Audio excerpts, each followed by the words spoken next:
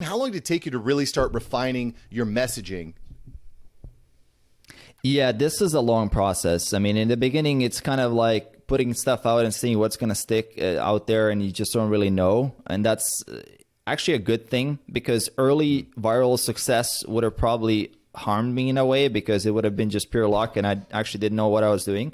So I'm glad that it actually took longer, and it allowed me to really refine my message and refine what topics and niches I'm really the best at and what I can deliver to the audience. I did daily videos back in 2016 throughout the entire year. I started November 2015 all the way until December 2016, put a daily video out there. That really dialed in things in terms of my content presentation. My audience actually grew really fast because of that. I started around 3,000 subscribers when I was in November 2015, and that grew up to about 65-ish or so thousand back by the end of 2016. So that was that big leap. And then I realized, yes, there's quality, but you kind of need that quantity to get to the quality. It's almost like you have to take enough swings at it in order to get that home run, in order to get that piece of content that's going to then grow your audience. And then eventually you start realizing what does that audience wants. And then you're serving the audience and then spending some time experimenting with new things, but you're also already serving the people that you have on the platform. And honestly, it's been a crazy journey of testing, split testing. Even to this day, sometimes you put a video out there, it doesn't do that well, and you kind of wonder, why does it not do that well? You try changing titles and thumbnails to see if you can recover it. Then you try a different topic and angle next time. It does triple the views. You're essentially, you're looking at audience psychology a lot. You're seeing what really helps people out there, and at the same time, what eventually is that your goal is on the platform. So for me personally, I run a business on the side. We coach. That's our primary thing. So we're not necessarily YouTubers, because YouTubers are interested maybe in just really a lot of views or whatever they're using to monetize the audience, maybe some shirts, some ad revenue.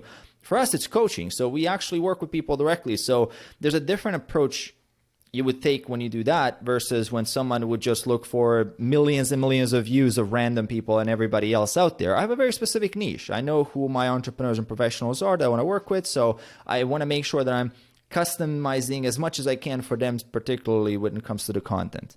Yeah. And one of the things that's really interesting to me is this evolution of the way that coaches operate. I mean, historically, especially pre-COVID, fitness coaching was done almost exclusively in person. I mean, obviously you were ahead of the game, but now that COVID hits and everyone's like, oh crap, I can't go to the gym and coach anymore. I have to coach from home. I think that there's this kind of mad dash to learning these new technologies like your YouTube, like your Clubhouse, Instagram, these various places. But YouTube still holds a kind of a special place for me because you can really keep someone's attention for a longer period of time, right? On TikTok, for example, you can stand out for maybe 10 seconds, but on YouTube, you keep their attention for hours potentially. Yeah, I like the longevity of the platform, and I like the evergreen aspect of it, in a sense that I know if I put out a piece of content, it goes to a library that if someone is watching this 5 years from now, they can go back and still relate to the ideas. And I try to really put out content that will survive through all these evolutions of fitness. And I really try to make content that even if someone a decade or 20 years from now watch, they can probably get something out of it. I don't have anything against a certain... I'm sorry, do you mix in any like very targeted type of content in addition? So you have this kind of broad evergreen, but do you also have this very targeted specific content as well? Yeah, when I uncovered that there's a very particular issue that there's enough of an interest in, I'll attack that issue.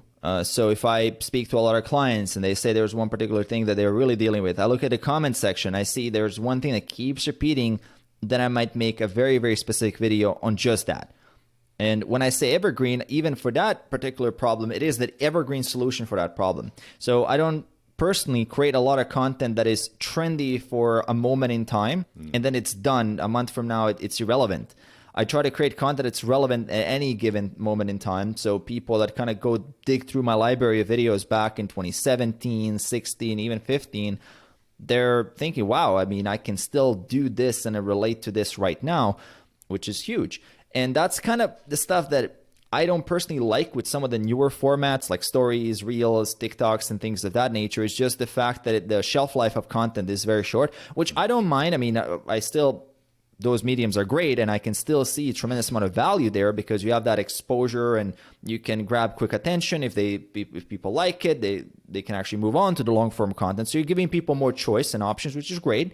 Nothing against that. But for me personally, when I look at my content consumption, I love going deep. I like to kind of go at least into a topic that is more than a minute. Like I try to train myself actually to have better attention span in the world where attention span is shortening quite a lot. So I see focus as a huge thing on YouTube. As a creator, I see managing focus and attention being one of the main things that I do in order to have that higher average view duration, which is based on YouTube analytics. You can see if your people are sticking around for 50% of the time, 60% of the time, or 20% of the time, which would be basically a disaster. It's very, very hard to have a channel that's successful if you can't keep people watching.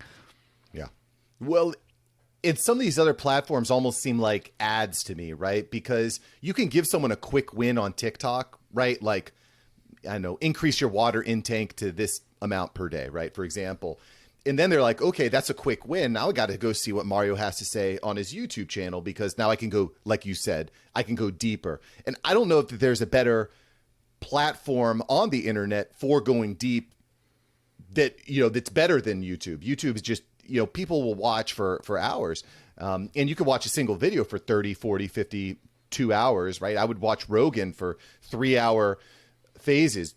You don't get that on any other platform, right? And I think that's something that coaches need to recognize and realize. Thank you so much for watching. I'm glad you enjoyed this episode. I've got several other episodes right here for you. Smash one of these videos to make sure that you don't miss out on the tips, tools, and tactics of industry experts. Let's take that side hustle full time. Smash one of these links.